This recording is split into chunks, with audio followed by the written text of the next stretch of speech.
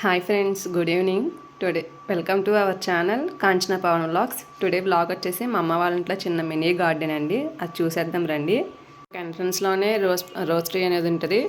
Next వచ్చేసి ధర్మందారం అండి. అయితే మాకు ప్రహరీ చుట్టూ ఉంటుందండి.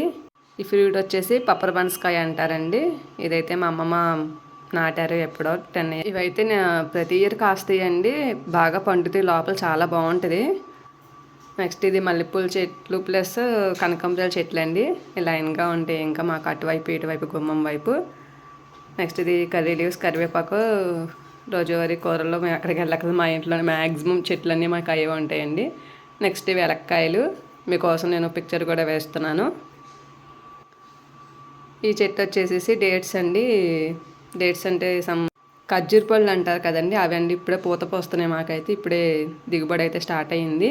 ఎప్పుడో 10 years బ్యాక్ పెడతాయి కానీ ఇప్పుడు రాలేదండి మాకు ఇవి.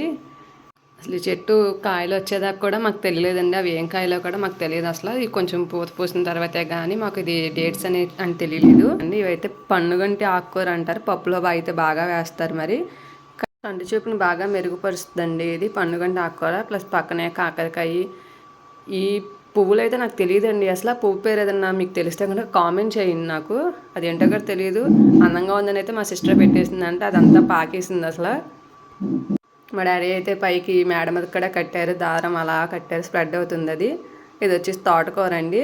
ఏదో ఎండిపోయిన పువ్వులు ఉంటే తీసుకొచ్చి మా మమ్మీ గారు వేసారు అక్కడ. ఆ తోటకూర బాగా వస్తుంది. ఇది వచ్చేసి పనసకాయలండి. ఇది కూడా మా అమ్మమ్మ 10 years బ్యాకే పెట్టింది. అది ఇప్పుడు పూత వచ్చిందండి. ఇవి ఇంకా చాలా పెద్ద సైజు అవుతాయి అంట అండి. అవి కూడా మీకు ఒక వీడియో తీసి పెడతాను నేనైతే. ఇంకా రావాలని అనుకుంటున్నాను నేను. ప్రస్తుతానికైతే 2 కాయలు వచ్చినాయండి. పైన ఒక చిన్న పిందలాగా వచ్చింది.